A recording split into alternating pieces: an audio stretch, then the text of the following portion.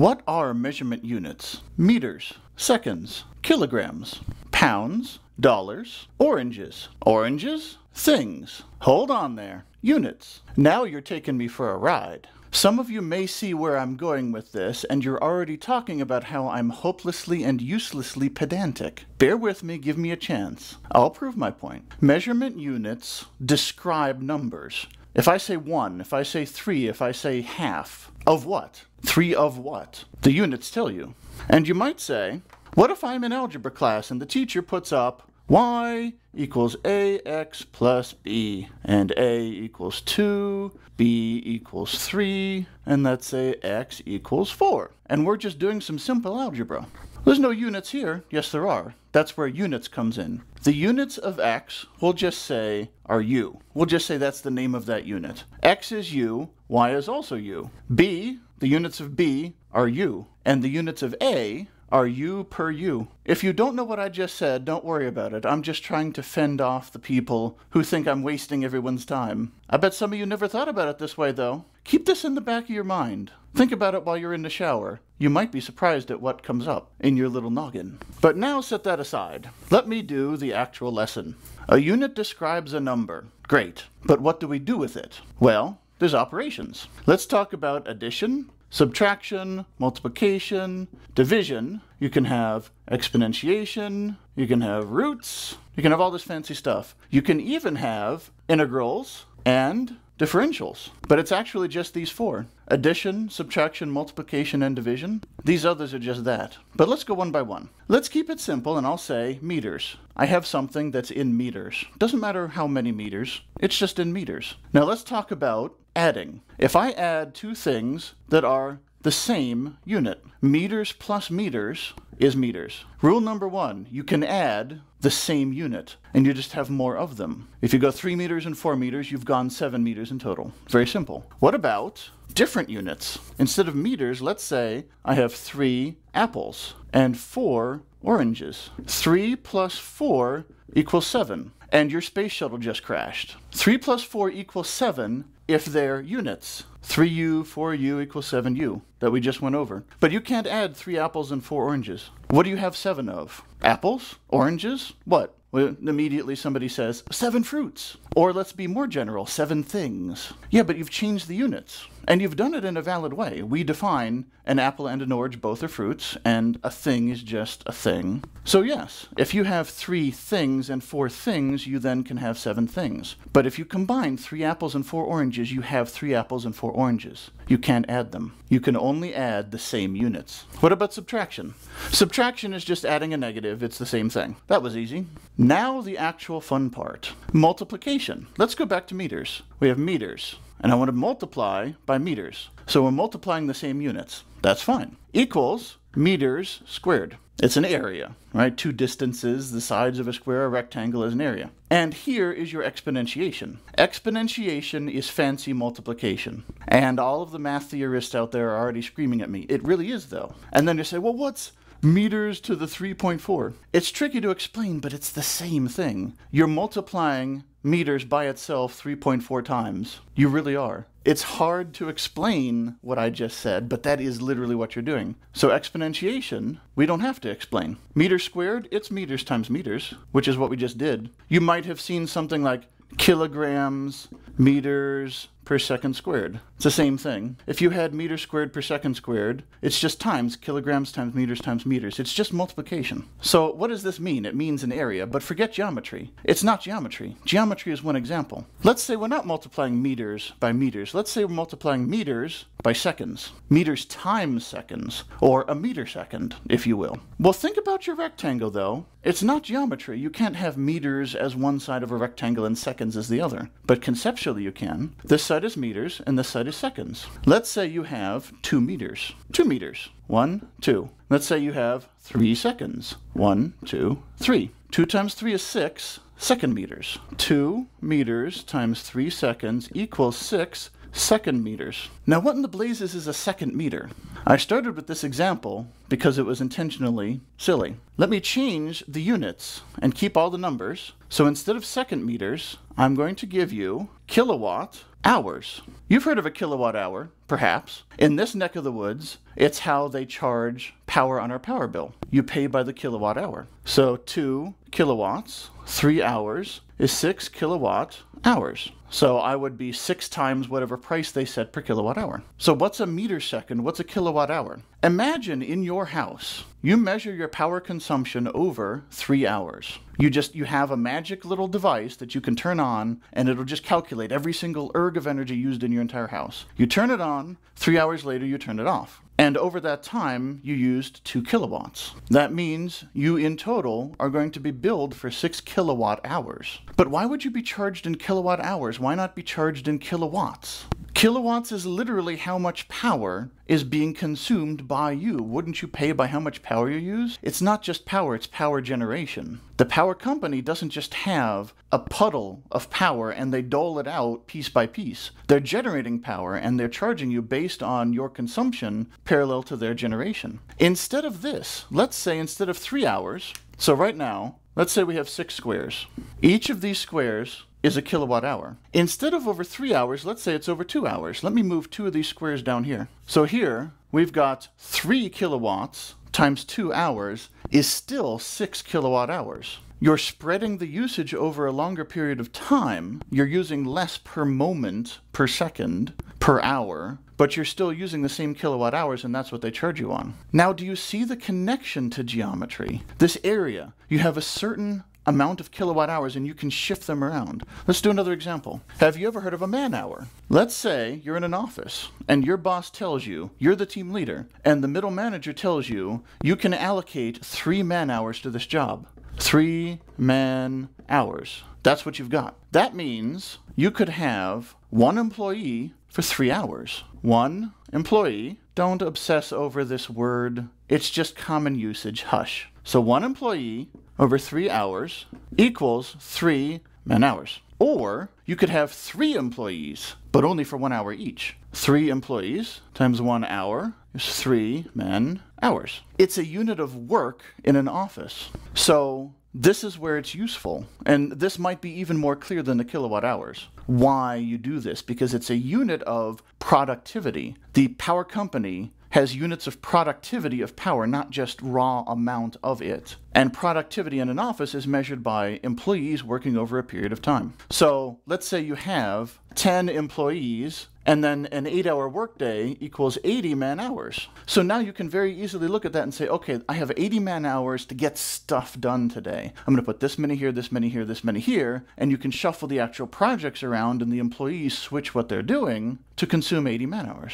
That is what multiplication of units means. If you have meters times meters times meters, it's a volume. And the same if you have different units. It's just that combined quantity, which you can then smush around. You get a volume, and you can smush it and scoop it and move it around all you want, and then divide back down to say, okay, I have this many man hours and have this many employees. How many hours is that I'm going to tell them to work? Okay, an hour and a half, whatever. So you can multiply units that are the same and that are not the same. What about division? Division is a ratio. Meters per second. If I have 3 meters per second and I do this over 1 second, 3 meters per second times 1 second equals 3 meters. So at 3 meters per second for 1 second I go 3 meters. If I do times 3 seconds, that's 9 meters. It's per. You say meters per second. For each second, how many meters do I get? And very quickly, we now come to the root of the problem. What is the square root of 2?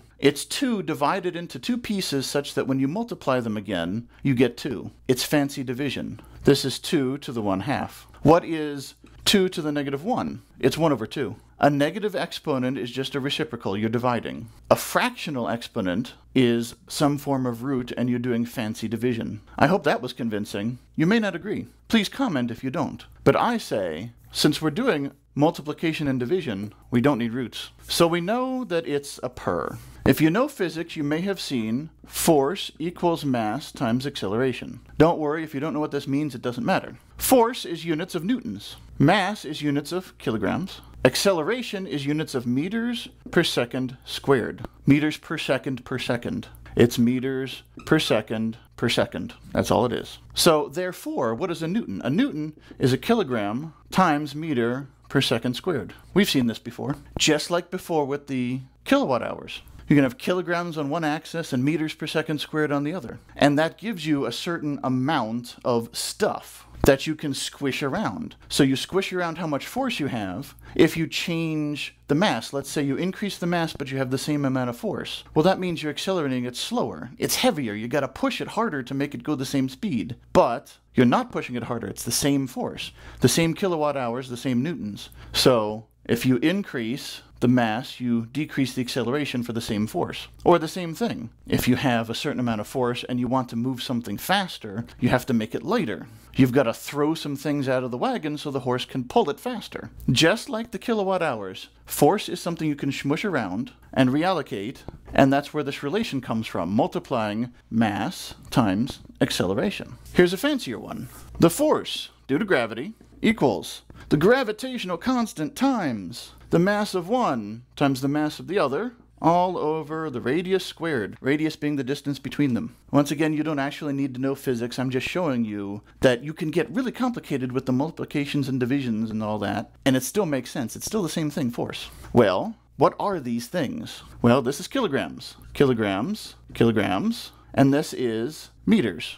Radius, it's a distance, how far things are apart, but it's meters squared, because it's radius squared. What is g? G is a magic number. They have discovered it experimentally. They have studied gravity and they've said, okay, here it is. Here's what g is. It's really hard to tell why we're still studying it, but here's g. So they just did a whole bunch of experiments and they figured out this magic number. The units of g are, let me do this in a different color. The units of g is meters cubed over kilograms times second squared. That is the units of this magic number. Well, does this work? Well, we know the units of force should be kilograms times meters per second squared. Well, here we have meters squared under here, and we have meters cubed up above here. So meters cubed divided by meters squared is just meters. Well, there's our meters. We have 2 kilograms. So that, these two together, is kilograms squared. But here's a kilogram. So we get rid of this kilogram. We get rid of one of these kilograms. There's our kilogram. And then second squared, well, there they are. We just move it on over. And you might say, well, that was a nice trick. Pretty convenient, huh? A little too convenient, you might say. Well, yeah, like I said, g is a magic number. This is also not the most recent equation for gravity, because there's all kinds of Einstein stuff, and there's more beyond Einstein, because even Einstein wasn't able to give us the math for black holes. It breaks down in black holes. So science is not done yet. But that's how the magic number is. This is kind of a wrapper for things we didn't understand at the time. Newton was not the last word on gravity. So all of the stuff I just went through is to illustrate that multiplying and dividing units is just manipulating quantities relative to each other. We do electronics on this channel. You may recall a number called beta. Let's say beta equals 100. This might be the amplification factor of a BJT. On one side, you have 1 milliamp base to emitter current. And then your collector to emitter current, so your base current is 1 milliamp, your collector current would be 100 milliamps if beta is well behaved and nice and stable. Beta has no units, except it does. And you say, oh, well, units. No, not units. Not units. It's milliamps per milliamp. 100 milliamps per milliamp. It's a shortcut. And now, here's where I try to prove my point. Here's part of where I try to prove my point. We don't write that because it's unnecessary. It's a scaling factor. We're taking milliamps in and we're getting milliamps out. Or amps. It's amp per amp. Or microamp per microamp. It doesn't matter. It's a ratio. And we don't write it because we're lazy. We like to save space. We like to save time. And it's not that hard of a concept. But the units are there. What happens if you forget them? NASA. You may have heard of NASA. It's the United States Space Program. It's half government and half military. And one time they were doing an orbiter. And they had a mess up and lost a couple $100 million of value. You know why? Units. One guy was using metric, one guy was using imperial, English units. Now you might say, well, you should always be using metric in science and industry. Yeah, I agree. I use inches and pounds and stuff in my day-to-day life, but in science I use metric. But the point is, and even NASA admitted this, NASA said the failure was not the mistake. Humans make mistakes. The failure was the end-to-end chain of people, eyes after eyes after eyes after eyes, and none of them noticed the mistake. You know why? Assumption. They didn't write them. Now, not for this reason. It wasn't a ratio that they didn't write. They just didn't write the units. I forget what the units were, but let's say it was meters here and this other guy was using yards or something. It doesn't matter. But the point is, mistakes are made when we make shortcuts. It is important for you to understand that beta has units, even though we never write them. It's important to understand that gain never has units because it's changing one value to another of the same unit. Here's another thing, another illustration to continue or to finish proving my point of why we make assumptions. Here's some more math that you may not understand, but you don't need to. Imagine the following. Infinity plus 1 equals infinity. That's true, because you have something that is infinitely big. If you add 1 to it, it's still infinitely big. You can add 1 forever, it's still infinitely big. It's infinite, infinite, infinite. But here's another thing. Infinity plus 1 is greater than infinity. That's also true. At the exact same time, both of these things I just wrote are true. 100% true. You math people, I'm right. Let me explain. Both of these are shortcuts. Just like we don't write amps per amp for beta, there's something we're not writing here. You may have heard of something called a limit. So how can both of these things be true? This one is saying that infinity is always infinite. This one is saying that this infinity has a head start on this one. This one is talking about it's forever infinite no matter what. This one is talking about points in time. So let me explain what in the blazes I'm talking about. There's something called a limit. Let's say the limit as x goes to 3 of x squared. Well, let's plot the graph of x squared. It's parabola. Here's 3. At x equals 3, x squared equals 9. So the limit as x goes to 3 equals 9. Imagine that you're over here. You're at x negative 4, so x squared is 16, so you're up here. But you're going towards x equals 3, so you're basically walking this line, walking this parabola step by step by step by step by step, and you're getting closer and closer and closer and closer to 3 for x, which means you're getting closer to 9 for x squared, and that's the limit. Or if you come from the other direction, let's say you're at x equals 5, so x squared is 25, and you keep going down and down and down, down to 3, and you get 9. That's what a limit is. That's all a limit is. You have somewhere you want to be, and you get there from somewhere else. Now, why would we do that? Well, let's say you had a graph like this. So what is the limit? I drew it wrong. What is the limit of 1 over x? We got this and we got this. As x goes to 0. 1 over 0. What's 1 over 0? It's undefined, and here's why. Here's x equals 0. Well, the closer and closer we get from the right side, x is getting bigger and bigger and bigger and bigger. The limit as x goes to 0 of 1 over x from the right side, that's supposed to be a plus. Let's say from the positive side, equals infinity. From the negative side, it's going down and down and down and down. The limit of 1 over x as x goes to 0 from the left is negative infinity. Two different answers for the same thing. Which one is it? It's neither. It's undefined. That's where it comes from. So that's what a limit is.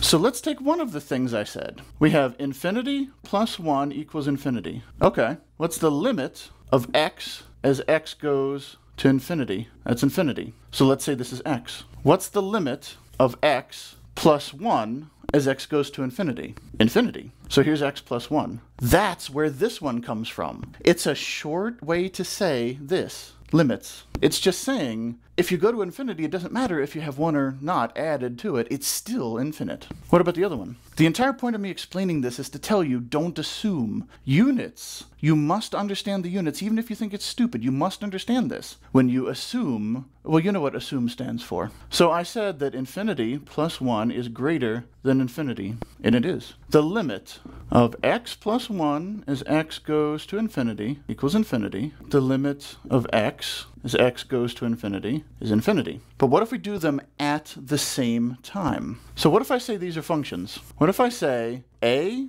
of x equals x plus 1, b of x equals x? What is a of x minus b of x? That equals 1. For any x, a is greater than b by 1. What is the limit as x goes to infinity of a of x minus b of x? It's 1. A of x minus b of x is always 1. That's going to be 1 no matter where you are, including infinity. But what if I just say a of x? The limit of a of x as x goes to infinity is infinity. The same for b. A and b are both infinite at infinity, but one is greater than the other, even though they're both infinite. One infinity is greater than another. The last sentence I just said is nonsense. You don't have one infinity greater than another. This is a shorthand again. The writer Whoever wrote this assumes, and these are examples I've seen going through high school and college. This is stuff I encountered in real math classes by mathematicians, math professors with PhDs now. And yes, I had a math professor with a PhD in high school. It was really nice. But anyway, I've seen this. This was written on the board one time. And it's absolutely true, but it's also absolutely nonsense unless you know what they're really saying. Don't assume.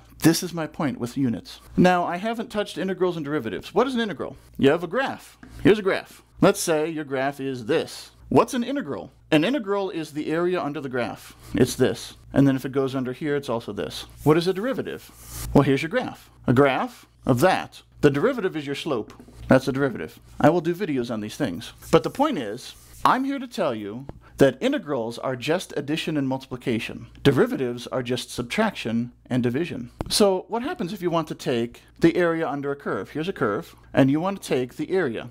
Well, what do? You take a square, or a rectangle rather. You make a rectangle and a rectangle and a rectangle and a rectangle and a rectangle, which is just an area. You've got a distance here and a distance here. You multiply them and you've got an area, and then you add all the areas. It's multiplication and addition. Now, how do you get perfect integrals, indefinite integrals? You just make the rectangle smaller and smaller and smaller and smaller and smaller and smaller, and you use your limits. You'll see limits if you study calculus. That limit thing, that's how you define, that's how you really find integrals and derivatives. But we don't need that right now. All we need is smaller and smaller rectangles, which is multiplication and addition. That's an integral. What is an integral? An integral, if you have meters per second squared, this is acceleration. If you take the integral of that, you get meters per second. Velocity. Basically, you're reversing. You have meters per second squared, and then you integrate, multiplying by seconds. Remember? You've got meters per second squared, and then you've got seconds. So you basically multiply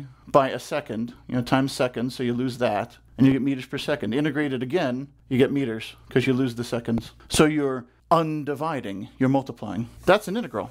You're taking your kilowatts and your hours, you integrate them to get kilowatt hours. What about derivatives? Well, if you have meters, derivative of meters per second. This means when you change seconds, how does meters change? Meters per second. You differentiate that per second again, you get meters per second squared. Over seconds, how does meters per second change? Meters per second squared. Basically, acceleration is how velocity changes. Velocity is how position changes. So in our graph, we have our slope. Here's our curve. Here is our slope at that point, but we don't know that. We have a graph. Well, it's the change. So here we've got this, and we say, here, let's say this is meters, and this is seconds. And it would be the other way, most likely. Meters and seconds. So this is time, and this is how far you travel in that time. You figure out meters per second from this. You subtract here, and you divide one by the other. Division and subtraction, and you get meters per second. And then you derive again meters per second squared. Position, velocity, acceleration. Integration and differentiation, derivatives, same thing. In the modern sense, of course. It's just this again. It's just that again. Units are important and units are easy. But the thing about units being easy is we forget them all the time. We neglect them. We ignore them to our peril. I'm not trying to change anyone's behavior here. I'm not trying to say you should start writing things you don't write. You just need to be clear.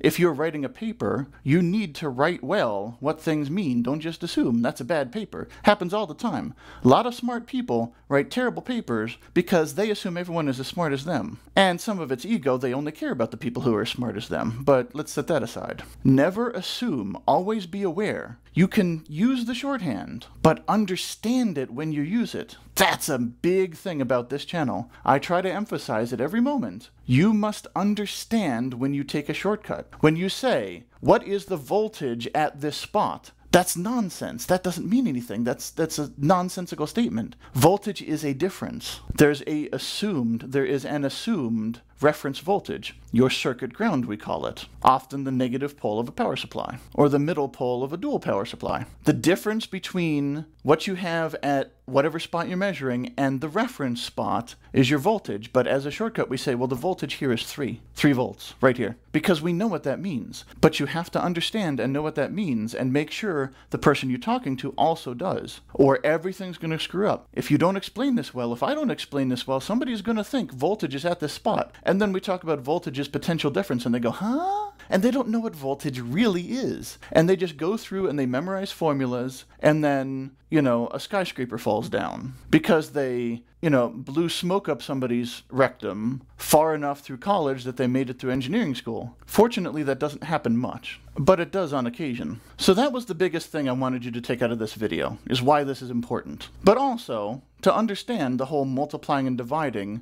algebra with units. So while you question whether you actually did or did not spend your time wisely by watching this video, I'll be seeing you.